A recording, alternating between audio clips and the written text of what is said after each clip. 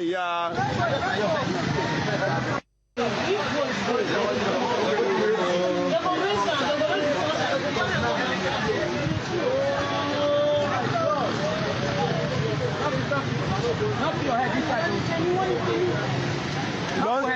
You don't sing for grand. In lock.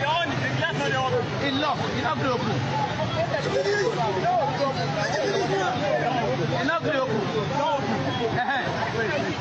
On top of the dashboard. On top of the dashboard. Hello guys, good afternoon, good evening, good morning, depending on whenever you see this video. See guys, we're at Agbor Road and the road is very bad. As you can see, since 4 days, the road is bad. See our road. We are at Agbor Road now at Omoyele Bridge. As you can see. This road, you know, bad. Guys, go see fish. But they're not video me. Tinubu must go. Tinubu must go. See what he wrote. Tinubu must go. Whether you like it or not. How much you want to put this motor now? 11,000. Huh? 35,000 to put this motor. I'm not using that now. 30,000 to put 35,000 to put this motor. Come on, yeah. How can I use that now? Now, wow. You see, huh? You see, huh? You see, huh? Tell me now, where would you like to go now? You want to go block everywhere, finish. God not go forgive the Tinubu. God not go forgive you, Tinubu.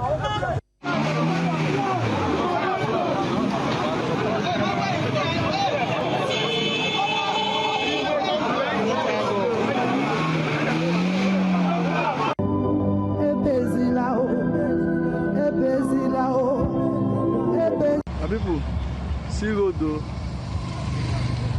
See Benin bypass road. See traffic. See road. You see people for road?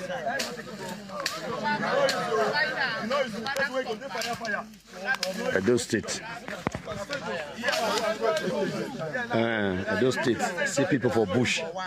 The whole road. Everywhere block.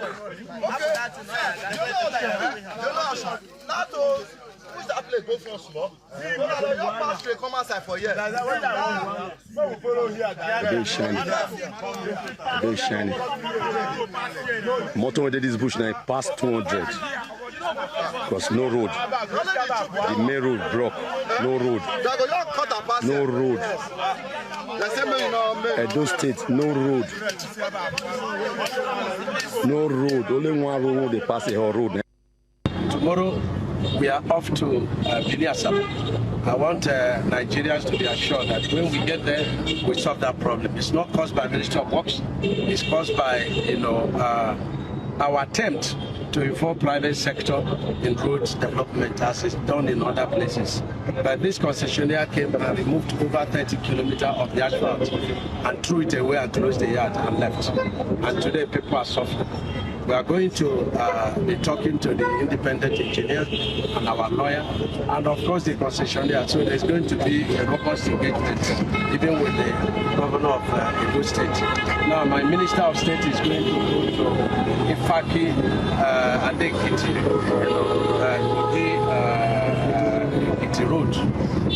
Incidentally, in 2024, the president saw the terrible nature of that project, and he called me and said we should take care of it. We have redesigned it, and when he goes, he's going to bring up the report which we show to Mr. President. We may be having, too many roads in our kitty, but I want to thank the president very, very highly. These are critical projects, and if something had not happened, by now, they would have been saying that there was a country. Because tell me any way in this country, any zone where you had before President Bola Ahmed Tinubu came on board, 50 kilometers of road that you can ride through without pothole, without boreholes on the road. So I want Nigerians to appreciate what the president is doing. Virtually every state is a construction site. There is no region that we say, oh, we are shortchanged. There is nothing like that. So I commend the president very highly. So there you have it. That's a statement from the Minister of Works. I commend the president very highly. Maybe our producer should play that last few seconds. No, that's at the end. It just like political appointees always find any opportunity to praise Mr. President. It's a cultural and a religious thing. It's the same thing we see in churches. Yesterday, They'll come to give testimony before they start. Say how to thank my man of God. Please go ahead. There was an Al Jazeera interview that was done in the Northeast, and the Al Jazeera correspondent engaged with a government official. The first thing he said is, I would like to commend Mr. President for appointing me. Even to the world press, they still keep that format. Yes, because it's you appreciate it. You're giving honor to whom honor is due. Are you there to serve the president? And but if he did not appoint you, you will not be. I'm being sarcastic, in case people don't understand. But getting into the story, this complaint has been an ongoing complaint. The road did not just get bad today. Governor Monday Okpeyolo of Edo State rather, says it's not his responsibility. He also inherited bad roads. Before him, Governor Godwin Obaseki also mentioned that it's a federal road. In fact, there was a time there were reports of placards being put saying, this is a federal road, please bear with us.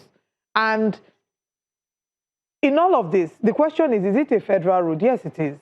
That is why the Minister of Works is disinterested. They talked about a concessionary company. I want to believe it's the Benin-Agbor Expressway Concession Company that is creating a 145-kilometer highway project aiming for a 10-lane road. They insist that work hasn't been abandoned. They are blaming the delays partly on heavy rains, localized flooding around the Amufi-Iguono axis. However, the question is, how did we let it get this bad? We knew. Today isn't the first day. I mean, sometime in January, I'm looking for the tweet. A certain man on X, Chidi Ndumnego, yes. Chidi tweeted at us with videos that we shared. Videos were on the Onichugbo-Romi Expressway. These roads have been bad. Why did we wait for Nigerians to get to this level of, not just wasting their time on the road? We don't see the broader impact. Maybe we should paint a picture of the broader impact of that. Lost fish. Yeah, exactly. Their business implications. Their business implications. People will lose millions of naira by mere fact of, of them being in there. Produce will go to waste. A lot of this produce can't be on the road for so long. You potentially plan that from, the south to the southwest, about 8 hours max, the product should be able to have sufficient shelf life within that period. But then it stays 2 days, you throw away everything. If there be a medical emergency, people could potentially die inside that traffic. It's a terrible way of living. Whenever I talk about one of my favorite rights, apart from right to life, is right to dignity of human person. And the government needs to know that when they do not afford citizens the basic things, like roads are not, it's not something that should be a campaign topic. It should not be, oh, I did roads. It is your responsibility as a government to do roads. So if you do not do roads, you have failed as a government. When you do roads, we shouldn't roll out a red carpet to say, at least this governor did, this president did this road. Everyone who is in office today was well aware of the challenges that each state and the country had before getting into office. I remember President Bola Ahmed Tinubu saying we shouldn't pity him, we shouldn't have mercy on him. He's equal to the task. We're waiting to see what will happen now that the Minister of Works is going to be on the Benin-Agbor, Benin-Agbor Expressway. Let's see what the next steps will be. And I just want to pick on some of the words the minister made. It's very clear. I mean, if I were writing an article, which I plan to write later today on this road issue, the minister said the concessionaire abandoned the project. Who is the concessionaire? Yes. So BAECC, Benin-Agbor Expressway concessionaire. When did they abandon the road? Now, we just mentioned here that people have been tagging us on how bad the road is since January. We're talking about the beginning of the year. This is the 8th month. Let's leave that aside. Mr. Peter Gregory Obi put out a tweet. And in that tweet, he said he has always been saying it from the beginning, that it's all about repairing and fixing the roads that are already existing, than going to create or build new ones. Now, guess what? This tweet was yesterday. Are you aware that Mr. Peter Gregory Obi had gone to this bad road some months ago and did a video? And guess the response from the same minister. The minister told him that he went with his media aide and they went to the bad spot and did videos, and he has turned it to comedy. And the next thing he said was he challenges Mr. Peter Obi to a debate. Dear minister, what's the situation of the road now? Or choose the venue for the debate. No. Since they say it's a comedy show, with what we've seen now, maybe still a comedy Nigerians show? are the ones laughing at the comedy, which happens to be the road. It doesn't make sense. Someone went there and said, this road is pathetic, it's bad. But we play politics, and that's why politics as a game is not in any way going to help the betterment or the growth of, whether you like it or not, progress, the people, you look at people brushing their teeth. Yes, that lady was brushing her teeth. I mean, this videos God, are Let me even shock you. Look at that. Let me even shock you. There's another video of people who were going for a burial. Benga, even the corpses were kept in traffic. Yes. Oh my Somebody missed goodness. her mom's funeral because The corpses were part of, they waited in traffic. They had to switch off the car. Calm down. I feel like crying. They stayed That's hard. Someone missed her mom's funeral because of this. Yes, she had to take a bike, 30K bike, Can you imagine? from that place to another destination, and she only got to Asaba at 5 a.m. in the morning. On a Saturday, the burial God, was on Friday. She departed on Thursday. Oh my God. Someone said this. That is another case bad. of when they say, let Nigeria not happen to you. Another angle we didn't even think about it is the fact that they've been trapped for 2 days on the road. 4 days. 4 days, rather. Okay, there's no food. There are no canteens. Sanitation. There's no place to have your bath. What of women who are on their periods on that road? Do you see how Those that bad are it sick and is? need their medication.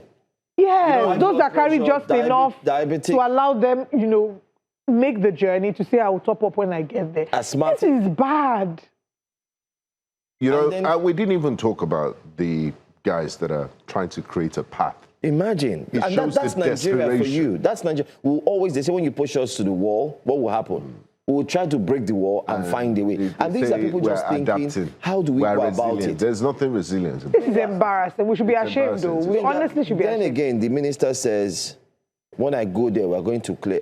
How are you going to? Okay, so You'll once fix the it's problem. a Superman move, maybe Magic. one clap, and everywhere the roads will be perfect. clear.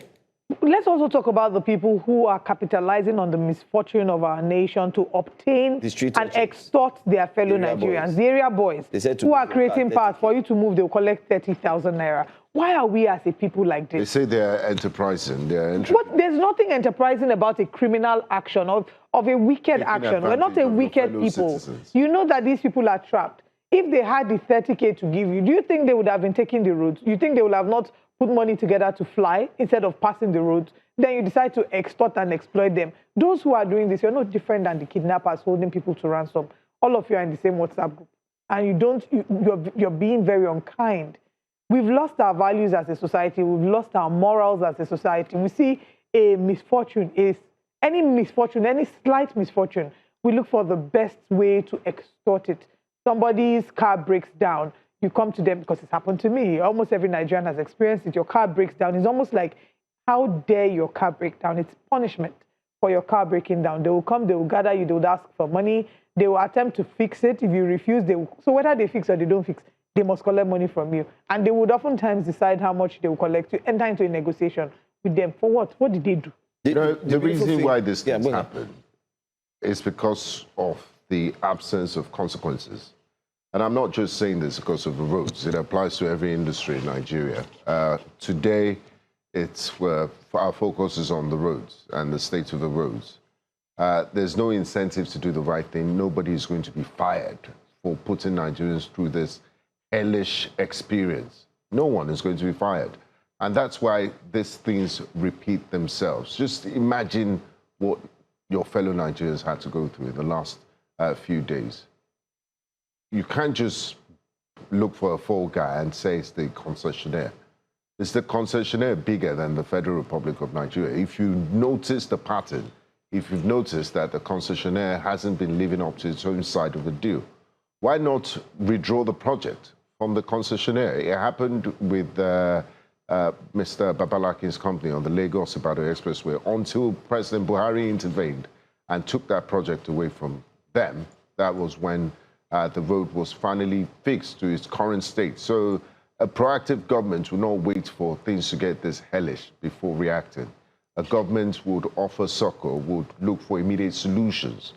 We're still not, I still don't see the sense of urgency. Well, what's going to happen today is Honorable Minister is going to go to that place, photo or pictures make a few statements that... How's he going to get a helicopter? It's most likely a helicopter because I don't know how it's going to pass. But I don't know how it's going to do it, but I want to have faith. Remember what happened with Independence Bridge in Lagos, where the state government had told us they would close it from 1st of April, I believe, to the ending of May. So it was going to be an 8-week closure. Then we experienced that 7-hour traffic gridlock that you and I spent hours trapped on the island, forgetting that that bridge is a nerve point in Lagos. And in what they had said would take 8 weeks, the Minister of Works had it fixed in 24 to 48 hours. And we're able to use the bridge again. So let's pray that they'll perform that kind of magic. It's not possible, scientifically. Look at the stretch, look at the length, look at the level I don't know what they will do. I'm just trying to have faith. And then the concessionaire, don't you look at weather patterns? And it's not an excuse. In Thailand, in Malaysia, in Indonesia, this is Southeast Asia. They have a serious typhoon, monsoon weather patterns. It rains almost every day in those parts. And they have first-class infrastructure, roads. How do they do it in Japan? And all these places. It's not an excuse. Then why do you go remove the asphalt off the existing road when you're not ready to fix and do the work immediately? You don't damage something you're not ready to fix.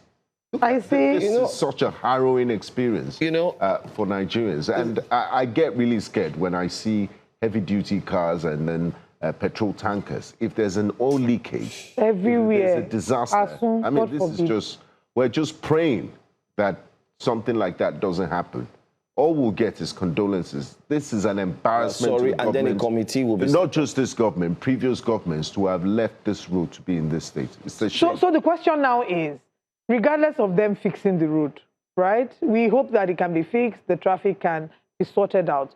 But the question is, how do we go forward without looking back to see who was at fault and who needs to take accountability? We like to do this thing in Nigeria where we say, just forgive, it's been sorted, let everyone move on. I say all the time that the reason why we have certain challenges in Nigeria is because actions do not have consequences.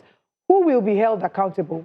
We need to get to the point where people who are bidding for contracts know that if they do not deliver on these contracts, especially because these are contracts that pertain to the quality of life of Nigerians, they will be held accountable. They will be charged to court for failure to meet their own end of the bargain, that there are KPIs, there are markers that says, okay, in 1 week, this is where we would have gotten with the contract, in 2 weeks, this is where we would have gotten, that unless by some act of God, something beyond imagination, and even where there's an act of God, there's a concession, there's a plan, an alternative plan that would have been put in place. We need to start prioritizing the lives of Nigerians. We can't keep waiting until things have gotten out of hand, then everybody will start making noise on social media. Then the government will, come in like Spider-Man to save the day. We can't continue doing that. People that have lost millions, is there any compensation? Exactly. There's no compensation. Who will they sue? The extra petrol. And the sad thing is, if you go to court now, you want to sue, Nigerians are no longer having hope in the courts again. So there's a lot going on. And we've been reading online, we've seen politicians, jumping on the current situation. And the opposition members are saying, okay, you know what, maybe this is one of the negatives that we could use during the campaigns. And you're wondering, okay, so the best we could get is a video explaining that the concessionaire had left and that you want to thank Mr. President and that you be good. Come on. In all of that, I was expecting to hear Nigerians were sorry. On Nigerians, exactly. I am sorry that you had to go through all of this. Even in such a terrible situation, you're still thanking Mr. President. No apology. The lady that lost our business, all our business, I faced every single thing. The man who is sick there now thinking, oh, how do I get my drugs? Everybody's shaky. The inconvenience. Can't even Guinness Book of Record World Traffic. Honestly, we should have. I wish there's a way they could have recorded it. Maybe by the time we put our name globally for things like this, we have shame. And who appointed the concessionaire? Anyway. Did you not do your homework? Have you seen the track record of the concessionaire? And now Nigerians are supposed to focus on concessionaire. Just to mention that we're streaming live on YouTube. If you want to share your thoughts, please head to YouTube. Drop your comments. We'll take comments on YouTube, and then we'll take comments from X as well. I should probably take some comments from YouTube. The YouTube comments are not looking good. Of course. Moki Chukwuemeka says, so my family finally arrived on Friday. Luckily for us, It was the same day. I don't know how God did it, but the driver was really smart and understood the times and seasons. Left 7 a.m., arrived 5:30 p.m. What? But some personal stuff we built on Thursday arrived on Sunday night. Imagine that there was, because some people send food from home, you know, they want to get to their families.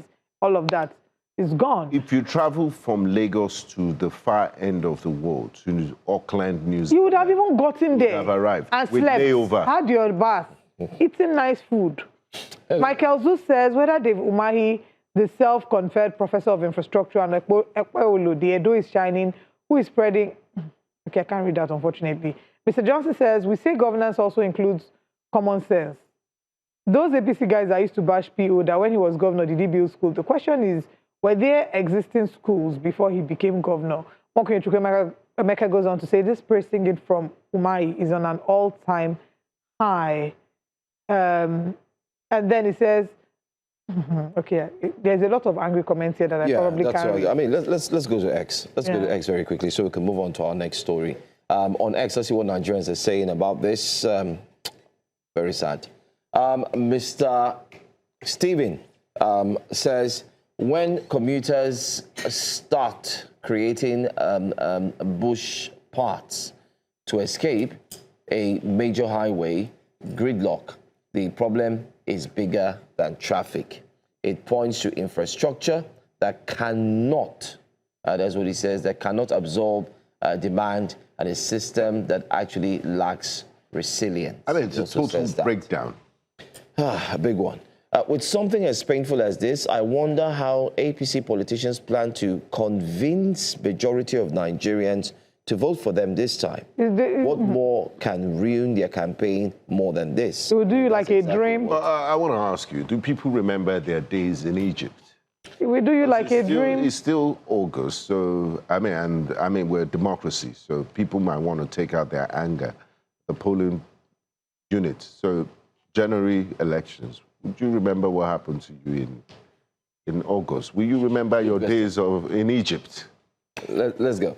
The government decided to waste taxpayers' money on the coastal highway, while existing roads are in deplorable condition. Nigerian roads suffering, no basic amenities, and all the little subsidies we enjoy as Nigerian citizens have been removed because of wickedness, he says. This is one who's truly angry and feeling the brunt, as it were. Okay, do we have more tweets? Okay, is this truly a country or what? Who's the governor, senator, House of Rep, and local government chairman of this area? The people in that area should demand accountability from them. Not everything, Abuja. All there in the area should go and hold their chairman, please. That's what the advice coming from that ex-user there. Nigerians are... Nigerians have amnesia. We only know that the country is bad the moment we are victims of the consequences of the greed. And this is true. It says hyenas, we call leaders. Wow, that's a strong word. The moment we manage to get past the situation, we thank God and move on without connecting it. Case in point. Correcting it, I beg your pardon. Case in point, Osun State elections and Davido. The moment the elections moved on, it was hogging the FCT minister. He forgot all the nasty tweets he wrote about APC and the government, you know? Yeah, just move on. And anyway, let's move on to our next story. Let's go to what is usually known as the Nigerian Bar Association event. It's the conference. Just before you read that, somebody asked a question. Why is Olive not? That why am I not there? Said, I thought Olive should be in PH for MBA conference. I offered to sponsor her. This is sure? Michael Zeus. No, Michael, you did not say it on time. Michael Zeus, you know quick talk. If you said it on time, we would have excused her. Would have made it work now. Collaborate and make it happen. Olive is serving two master of journalism. That's why I wore my black suit. You have to choose. I cannot choose this day who I will serve. Politicians that do not have legal degrees too are serving as politicians. Whereas their background. The FCT minister is serving in two parties. Two places. You can be in two places. You can exist. That's what the Rainbow Coalition. Is that what the Nigerian law says now? No, and even in you can be in a party and also be in another party. No, it doesn't. But why are we seeing it, lawyer? Well, they are not. Sorry, they are not. So the truth is, they are not in.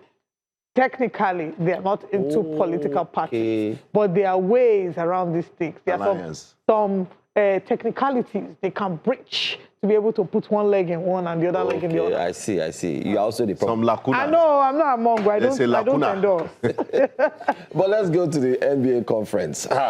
It was supposed to be a conference, so it turned out to be a showdown in Port Harcourt when former River State Governor, His Excellency Rotimi Amaechi, and presidential candidate, of course, the one who talks tough, Omoyele Sowore, clashed during the discussion on Nigeria's political future ahead of 2027. You tell him, say, ish. Say, let me talk.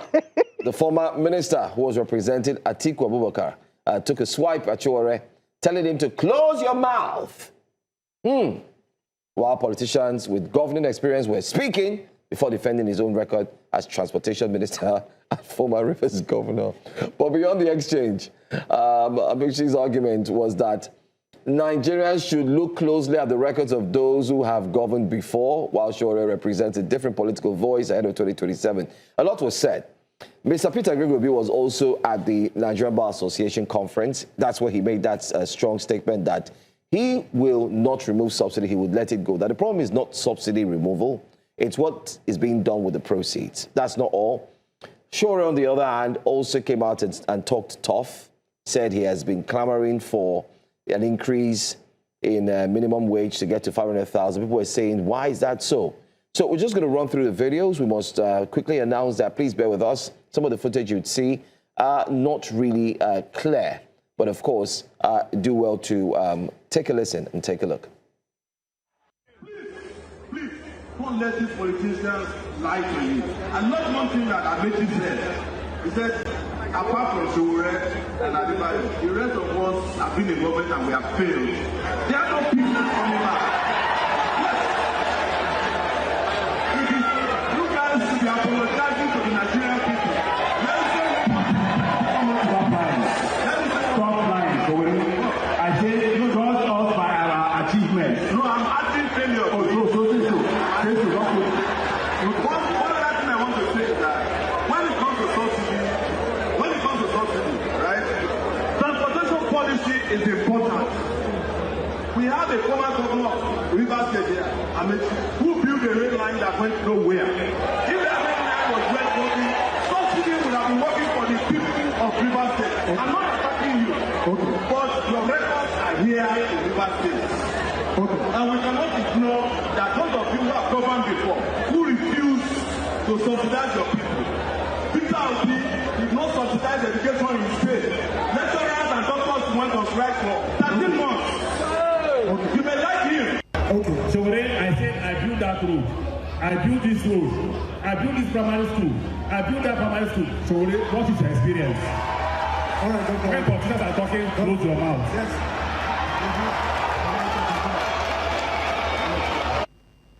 I will do all soldiers from roadblocks. Go back to your barracks. And they did. And the GOC was scared and was mad. Say, why? I said, I know what I'm doing. The first thing I did was, I agreed with Governor Peter Obi that insecurity is a product of poverty. So the first thing is not physical policing, it's economy. What did we do? We decided to build over 500 primary schools. For each primary school, we employ 50 persons. We decided to build over 300 health centers. For each health center, we employ 50 persons.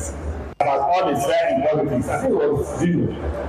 What the president has done is that he has declared war against Nigerians. He says all is fair in politics. And I agree with him, all is fair in Nigerian politics. We will not come to court. Don't bother your head. Don't bother yourself. Election will be won and lost on the field. Because the president has said he must win on the field. Because the court has become unnecessary arbiter of nothing. So I agree with the president that he says all is fair in politics. You saw Osun, right? Citizens had their own machetes, had their own ballot papers, had everything to themselves, right? If INEC man comes to show us the result sheet, he must show the result sheet. If you don't show the result sheet, shall we know what? Governor Obi, I win.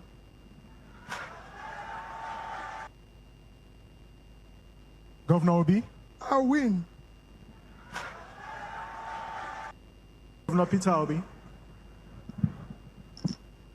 Well, I subscribe and I maintain that you need to remove subsidy. Mismanagement of the proceeds should not be the reason for not removing it. What we should have done is that when we remove subsidy, we would have given the people alternative usage for the subsidy. What we have today is that that removal and the attendant resources being recovered is also being mismanaged and stolen. For example, we have received, according to them, 16 trillion. We will, I said it before, go to my manifesto and say I will remove subsidy. We'll do it in an organized manner, and whatever we recover will be invested appropriately. And I just give you an example because we have no time. Let's say you remove subsidy and you decided number one thing a nation needs to develop is health. And today our health is very poor, our primary health care is very poor, where we are now have more maternal and child issues than countries like India. Assuming, let me use 5%. You said that they saved 15.8 trillion. So call it about 16 trillion. So 5% of that is just about 800 billion. And if you decide today, our biggest problem is issue of primary health care. If you decide to put primary health care in each ward, just each ward, in each ward, today it will cost you, from our own studies, an average of 100 million naira for one. We have 8,809 wards. Call it 10,000. I use 100 million naira for each. It will cost you 800 billion. Okay. If you decide today, we have issue now with kidney dialysis. We have over 25 million Nigerians have kidney issues. To build a kidney center, you need 200 million. And we need about 1,000 centers when we have less than 200. We need about 5,000 machines when we have less than 800. It costs you 200 million to do a center, and it costs you exactly 10 million to buy one machine. So you need 250 to set up a 5,000 machine center, 1,000 center, and it's only 250 million times 1,000 is 250 billion. You still have 14.7 billion. So it's what you use the money for. That is the problem.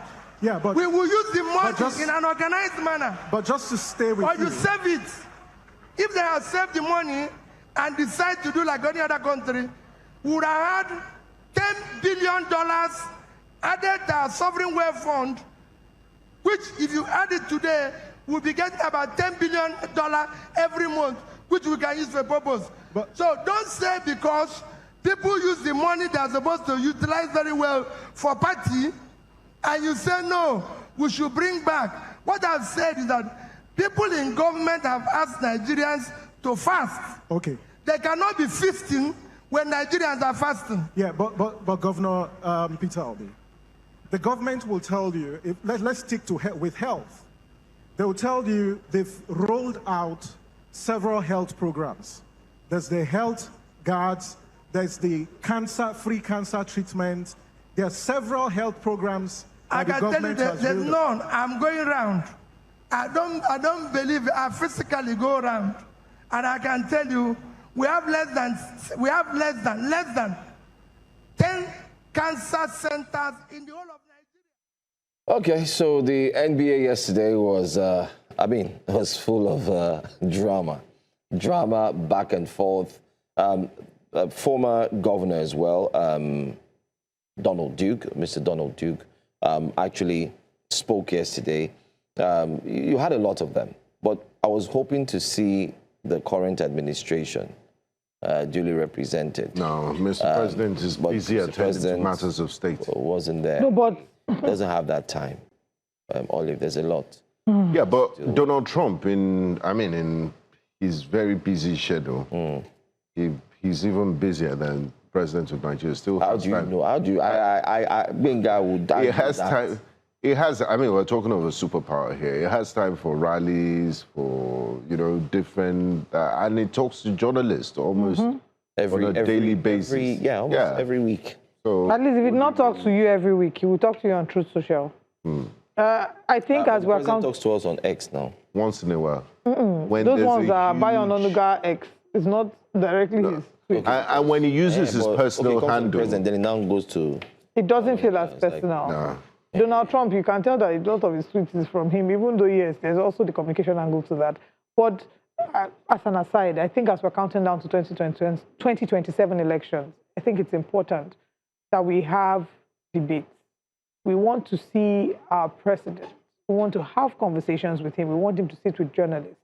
Kind of the way that Nyesom Wike does it every other month. We want to hear from the president. We want to hear from all the other presidential candidates that are competing. Why are you opening your mouth, Joe? No, you want the president to sit just like the FCT minister? Yes. He doesn't have the time. No, that's the thing. You must take Nigerian people serious. He went to Chatham House now. Did you not go to Chatham House? And then when he went to Chatham House at the time, he didn't speak. He was assigning people to speak. This time, he's had 1 year in office. You want to come back for a second tenure. To show that you know why you want to come back for a second tenure, it would be great to hear from him and hear from other politicians. But that's an aside. A lot was said yesterday at the NBA conference in the presidential debate. They spoke and agreed and disagreed on a lot of things. They spoke about the removal of fuel subsidy. Donald Duke was also in the picture. They talked about state police and whether or not they approved of state police, what would change. We also have SDP. Adebayo was there, Prince Adebayo. He spoke about being in support. They asked him if he supported state police. And it's like, no, what we have currently already has a system in which our policing should be. And we should follow that, policing. And improve on it. Exactly, we should follow that. And that means the policing should not be concentrated at the federal level, a decentralized police in some sense. We also had Sowore who said he's more for community policing as opposed to the idea of state policing. All of them had their different, thoughts. There was also, I don't know if we have or if we have played it yet, I probably may have missed it. When they were done and the crowd was chanting Obi, Obi, I hope the lawyers realize, my learned colleagues, that we have a role to play in the 2027 elections. Unfortunately, our democracy has become one where elections aren't really won at the ballot, they're won in the courts. True democracy will be reflected when elections go from being won at the courts to actually being won at the ballot, kind of like what we saw in Osun State. That is when we will see true democracy in our country. Until then, the judiciary is under the spotlight. The judiciary has a huge role to play in helping us achieve that goal of having elections being won at the ballots and not at the court. There's so many frivolous cases that maybe should even be kicked out. But quite an interesting debate. I would applaud all the candidates who showed up yesterday to speak on matters.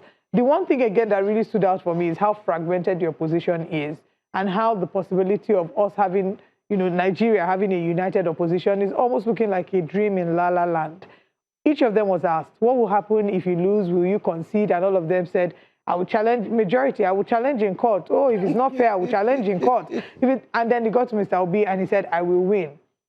When you have a fragmented opposition, your possibility of kicking out the incumbents, which is what all of them say, they all agree that the APC hasn't done a good job, yet they will not come together under one voice, under one party to say, you know what, we all have common interests. Let us unite together to, quote unquote, kick out the person that we all agree or the people that we all agree have not done a good job. Again, reminds us about the selfishness of politics and how politicians will always prioritize their political ambition over the common good. Benga, what happened to G100? I remember that while I was August 18. We said it. I said it from the jump. It was a joke.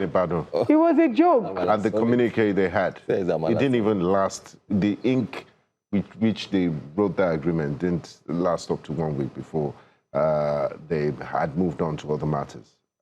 But what I want to say is the bar with regards to governance in Nigeria is so low that politicians brag about what they did. You could see Mr. Rotimi Amaechi. You think the primary healthcare centers he was talking about was spectacular. And Mr. Sowore had every right to question and take that angle that he used. So it's not politician. I mean, Nigerians are subsidizing the lifestyle of these politicians. That you are a politician is not an achievement, or that you are a public office holder. It doesn't make you better than anyone who has not been in office. It's your legacy. What did you do? And Sowore rightly pointed out to the monorail project in Port Harcourt that leads to nowhere. And then they say, I built this, I built that. Did you use your private funds to build it? Did you use your personal money to build it? Do you ask a dolphin why it swims, or a bird why it flies? Because that's what they're meant to do. You're meant to utilize taxpayers' monies to fix roads and do all these projects. So it's not an achievement. That is what you're meant to do as a public service holder. So let's not apportion praise to where praise is not due. You haven't done anything spectacular. Just look around you, the Nigerian political class, everyone that has held political office since 1999. Are you proud of the country you see today? Well, the toy is a nascent democracy. It's growing. But let's see what Nigerians when we're 100, I hope we won't be nascent there. Let's see what Nigerians are saying very quickly. Not our words, but that of the reactions coming from Nigerians. Rotimi for Sowore, the best of the candidates. Sowore is standing in for all the Nigerians, while the rest are standing in for the failures called politicians who refuse to transform the country since the time of OBJ till now. Nigeria belongs to all of us. We take it back. Isn't it shocking that whenever we mention democracy, people always mention former President Obasanjo in terms of good, when it was good. Look at how long ago we are going back. Anyway, I thought they said infrastructure doesn't matter. Why is Amaechi defending himself with Buhari's record on infrastructure? Niger people are sentimental people, so infrastructure is suddenly important. And this long one, Amaechi telling Sowore to close your mouth when politicians are talking is peak entitlement. These same politicians have been talking, building and occupying power for decades. Result, mass poverty, insecurity, collapsed infrastructure, and a country where young people see no future. Sowore is not one of them. He never held office and failed Nigerians. He's a consistent voice calling out the failures of the political class that Amaechi belongs to. Telling the truth teller to shut up while you list old projects is not leadership, it's insecurity. Nigeria doesn't need more politicians demanding silence. It needs people who refuse to be quiet. Sowore's right to speak. And Sowore actually took it personal, and he couldn't hold it back, and he was, coming all out yesterday. Anyway, Tinubu go just they watch una like who they watch comedy show. They go just watch una like who they watch comedy show. Baba no care about talking to Nigerians. He own now to secure all the institutions we go make and win. I don't really get it. But only if this guy is answering your points that he's not going to talk to Nigerians. I mean, we're asking, when is he going to address Nigerians in the debate? Now, this is the reason I don't attend NBA conferences every year. It's more political than professional. I really don't like politicians in Nigeria. Olive can attest to that. But can I speak to that? Let's move on to our next story. In 30 seconds, just mention that it's easy for you to say that NBA has become more political than professional. But the truth is you cannot, at this point where our politics has gotten into, you cannot divorce the NBA's conversation from political conversations, because when these politicians lose and want to challenge whoever is in power, they will come to use the lawyers. They would ask these lawyers for representation. The judiciary in some measure will be there as well. So no, the NBA is a key part of the conversations. I beg to differ. All right. Anyway. The lawyer has spoken. Take note. He's the only one that has a right to. It's family matter. So that's exactly. Let's just maintain our. I don't know what happened. Our tea this early. We would have just been sipping our tea and say, okay, ride on. But let's go to another story, Olive. This one. Let's just mention that a lawmaker in Nasarawa State was shocked. Yes, he was completely shocked. Now, it was in a video that circulated online where a Nasarawa lawmaker decided to pay a visit to a medical center, hospital, in which he had donated, equipment, namely bed, electric fans, ceiling fans, and so on. But to his surprise, after the donations were made, this lawmaker decided to pay a visit to see how his donations are indeed helping patients and the people in Nasarawa State, particularly the hospital, and he was shocked. Just take a look at this video to show how his reactions are. And then we'll come back quickly to see why this is very important to look at, especially on Wake Up Conversation.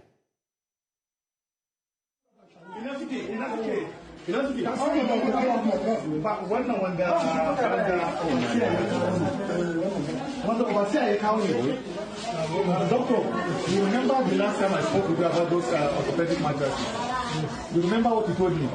This man, do you know me? That's why they take that's second I under the same domain. Don't allow me to be very upset with you.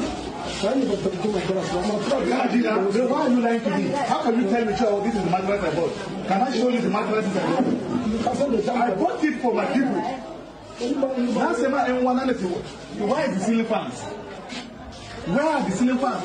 I bought more than 50 ceiling fans. The standing fan, I bought about 40. Where are they?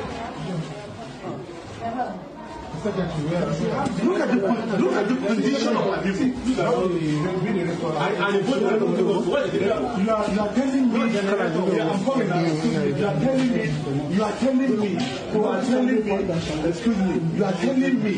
You are telling me, Chewa, you have taken the mattresses around the world. I said, okay, take me to the world. Where are they?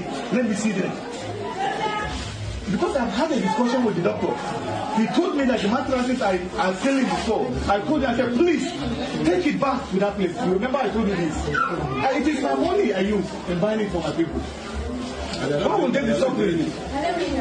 And look at the condition of people here. For goodness sake, I'll be proud that I did the hospital and nothing is here. I can't take it.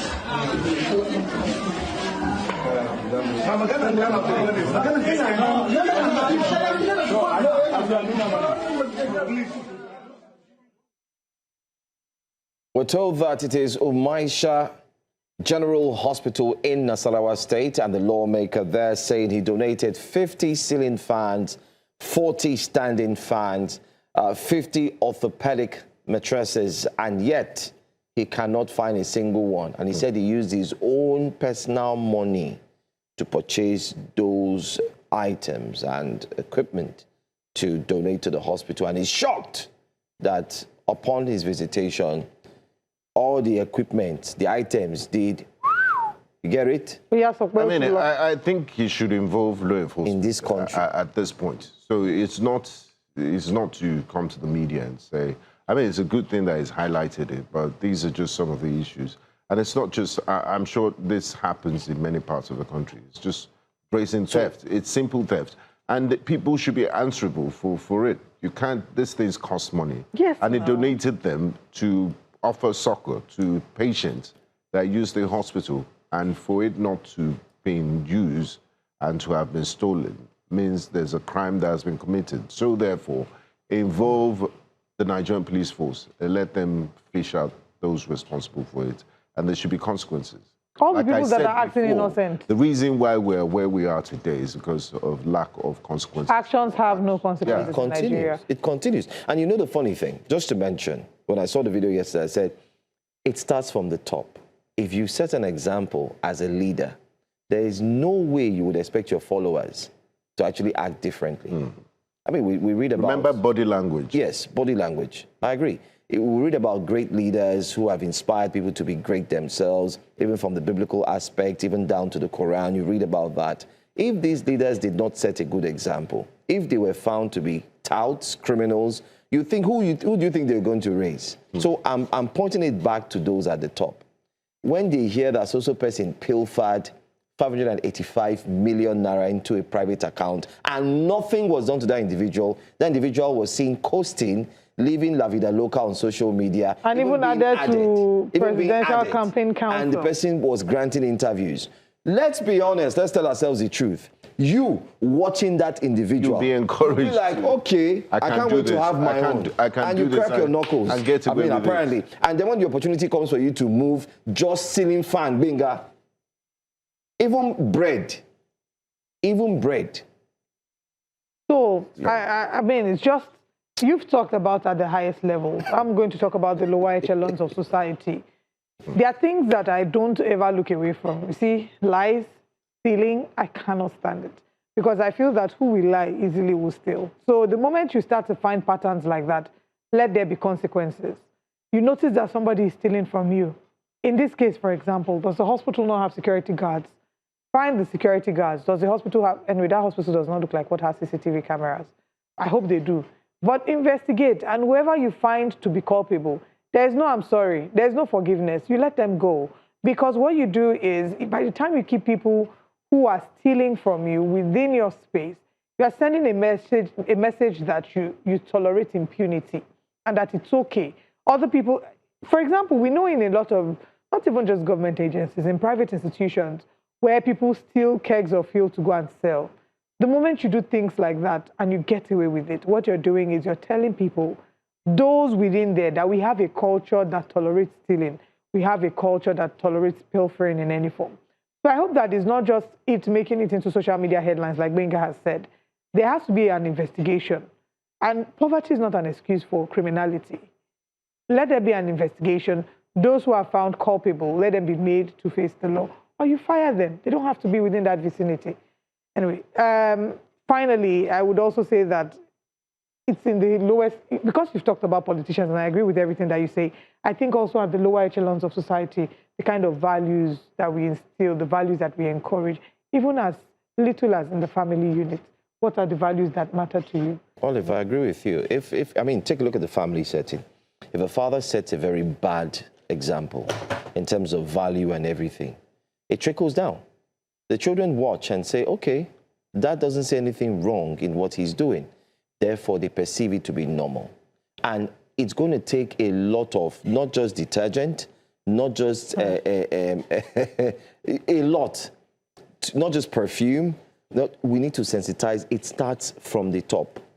Then it will now come down. Because the truth is, as much as I agree that our leaders have a huge role to play, but our leaders are primarily Nigerians. And oftentimes they will tell you that the leaders that you have come from, you know, the people that, from the Nigerian citizens.